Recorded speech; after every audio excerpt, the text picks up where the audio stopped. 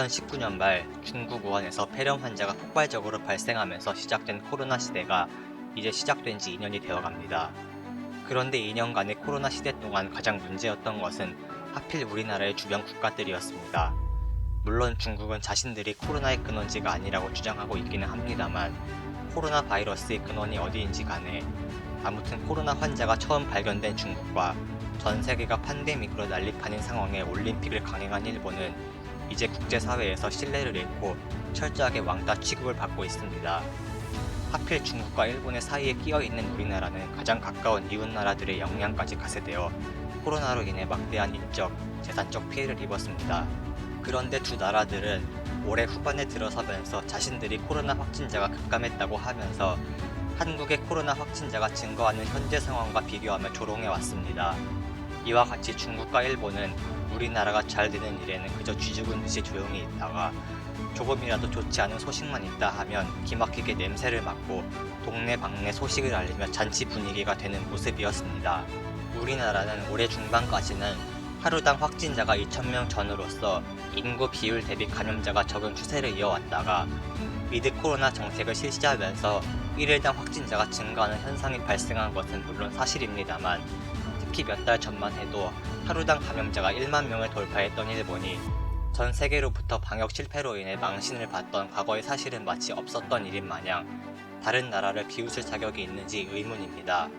일본은 다이아몬드 프린세스 크루즈 사건을 비롯하여 코로나 초기부터 올해 중반까지만 해도 K-방역에 패배한 열등감으로 인하여 확진자 수를 소재로 하여 가장 한국을 조롱하고 있으며 일본 방송사들은 매일 한국의 방역이 실패했다고 주장하는 뉴스를 도배하고 있습니다.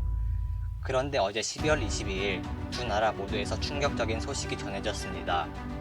중국은 코로나 시대에 가장 빨리 코로나 종식을 선언한 국가로 알려져 있는데 중국 정부는 더 이상 코로나 바이러스 감염자는 발생하지 않는다고 결론을 내리고 초, 중, 고 학교 대면 수업 복귀 및 수영장 전면 개방 등 보여주기식 정책을 실시하면서 말 그대로 중국에는 코로나 환자 수가 제로, 즉 0이며 코로나를 완전히 정복했다고 홍보하는 등 제로 코로나 캠페인을 펼쳤습니다.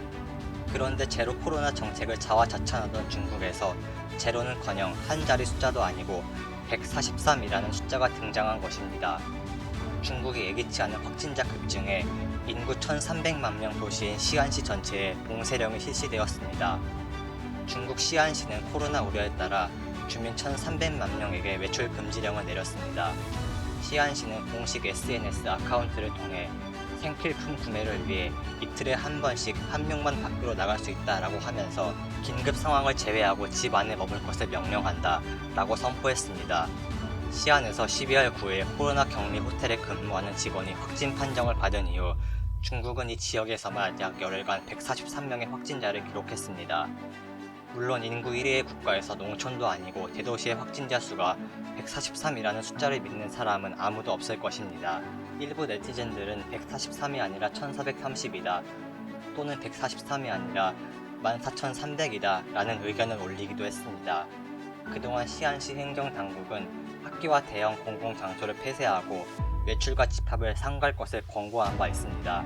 그러나 현재의 코로나 상황을 고려할 때 권고만으로는 충분하지 않은 것인지 봉쇄령을 실시한 것으로 보입니다. 공산주의식으로 눈 감고 귀 닫고 코로나 감염자는 제로, 즉 전혀 없으며 코로나가 종식되었다고 선포한 지금까지의 중국과는 너무나도 다른 모습입니다. 아무리 공산당식으로 선동과 조작 날조로 잡아뗀들 심한 기침, 고열, 두통 같은 증상을 나타내는 환자들이 급증하고 있으면 코로나 감염자 발생을 인정할 수밖에 없는 것입니다.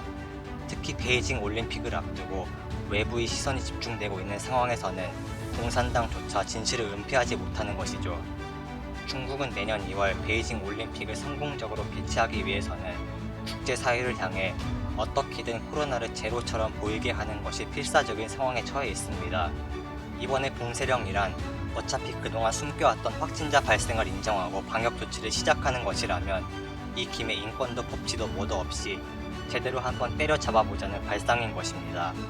불과 몇 주 전만 해도 중국은 미국이 주최한 민주주의 회의에 초대를 못 받고 국제사회에서 왕따를 당하자 미국이 민주주의를 명분으로 타국을 억압한다고 반박하고 자신들이야말로 진정한 민주주의 국가라면서 12월 4일에 민주주의 백서를 발행했던 정치쇼를 했던 것도 마치 없었던 것처럼 아나무인으로 잡아떼면 되는 중국 공산당인 것입니다.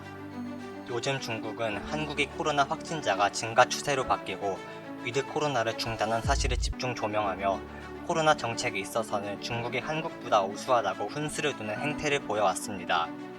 통계 조작인지 사실인지는 알 수 없지만 물론 중국은 과격한 정책으로 확진자 수가 급감하는 효과를 일부 거두기도 했습니다. 하지만 인공지능 카메라를 장착한 드론을 주택가에 날려서 마스크를 착용하지 않은 사람을 적발하고 타 지역의 감염 확산을 방지한다는 명분으로 예고도 없이 갑자기 철도역에 무장 경찰을 배치해서 기차에 탑승하지 못하게 하고 감염 확진자도 아닌 감염 의심자도 자택에 감금하고 문 밖에 나오는지 24시간 감시하는 등 인권과 사생활을 침해하는 방법이었습니다. 우리나라와 서구 민주주의 국가들이 바보라서 이런 황당무계한 인권 탄압식 중공식 방역을 안 한 것이 아니죠. 그런데도 자신들이 잘나서 코로나와의 전쟁에 성공했다고 착각하는 어처구니 없는 일입니다. 아무튼 중국은 곧 베이징 올림픽도 있고 미국이 인권 탄압을 빌미로 중국 공산당을 비난하자 최근 들어 국제사회의 눈치를 보면서 공산당식 방역은 자제해왔으나 오랜만에 어차피 이왕 전체주의 파시즘식 방역 조치를 시행했다면 중국 정부는 인권을 철저하게 무시하고 코로나 때리기에 나설 것으로 예상됩니다.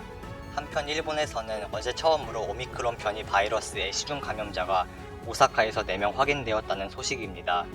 그리고 오늘 12월 23일 교토에서 시중 감염자 1명이 추가 확인되었습니다. 물론 이전에 이미 일본에서 오미크론 감염자가 확인된 바는 있지만 모두 공항에서 감염이 확인된 귀국자들이었기 때문에 일본 사회는 별로 심각한 반응을 보이지 않았습니다. 하지만 이번에는 외국에서 들어온 사람에게서 오미크론 감염이 확인된 것이 아닌 계속 일본에 있던 사람이 감염된 시중 감염인 것입니다. 시중 감염이 발생했다는 것은 이번에 확진된 5명 외에도 무증상일지라도 이미 다른 시중 감염자가 존재한다는 의미가 됩니다. 이 때문에 그동안 오미크론에 안이한 태도를 보이던 일본은 현재 패닉 상태에 빠져 있습니다. 게다가 이 중 2명은 이미 백신을 2번 접종한 이력도 있는 것으로 밝혀져 아직 3차 접종이 시작되지 않은 일본에서는 현재 시점에서는 백신의 효력도 작동하지 않는 상황일 수도 있습니다. 오미크론은 델타 변이보다 70배 이상 감염 속도가 빠르고 지금까지의 백신 방패도 뚫어버릴 정도로 전염력이 강한 편이기 때문에 곧 수백 명 수천 명의 오미크론 감염자가 확인되는 것은 시간 문제입니다. 특히 양력설을 재는 일본은 다음 주부터 시작되는 설 연휴 동안 지역 간 이동자가 증가하면서 확진자가 폭발적으로 증가할 위기에 처해 있습니다. 그리고 인공지능을 활용한 앞으로의 감염자 수 시뮬레이션 결과가 발표되어 일본 사회는 더욱더 충격에 빠져 있습니다. 나고야 공업대학의 히라타 아키마사 교수 연구진은 과거의 감염자 수 내역과 주요 기차역의 이용자 수, 연말 연시 연휴의 영향, 백신의 예방 효과 등의 데이터를 인공지능에 학습하도록 하여 향후 감염자 수를 시뮬레이션하는 연구를 진행했습니다. 계산 예측에 따르면 이대로라면 머지않아 일본의 1일당 감염자 수가 3,000명을 돌파할 것이라는 예상이 발표되었습니다. 이 연구의 결과 오미크론 변이의 시중 감염이 시작된 시점의 영향이 압도적인 것으로 밝혀졌는데요. 더욱 충격적인 것은 이번에 확진자가 발생한 것처럼 12월 하순이 아니라 밝혀지지 않았을 뿐 12월 초부터 오미크론 시중 감염자가 존재했다면 일본의 1일당 감염자 수가 6,000명에도 이를 수 있다는 것입니다. 이번 주까지만 해도 자국의 코로나 확진자가 일시적으로 줄어든 것을 뽐내며 한국을 조롱하던 이웃나라들이었습니다만 그동안 자만 속에 방심하고 있다가 일본은 오미크론 시중 감염자가 확인되고 중국은 코로나 감염자를 은폐하다가 결국 도시 봉쇄령을 실시하는 등 이들도 허둥지둥 급박한 상황에 처하게 되었습니다. 올해 후반에 들어 잠시 동안 우리나라의 방역이 실패한 것으로 보였고 최근에 우리나라의 코로나 확진자 수는 일본과 중국의 국수주의자들의 정치적 선동 도구로 이용되기도 했습니다. 하지만 오미크론 변이가 등장하면서 코로나 시대는 이제 시작이라는 전문가들의 의견도 있는 가운데 일시적인 그래프의 변동에 의리일비할 것이 아니라 장기간의 코로나와의 전쟁에서 최후 승리자는 누구일지 앞으로도 계속 지켜봐야 할 것입니다. 코리아 알파였습니다. 감사합니다.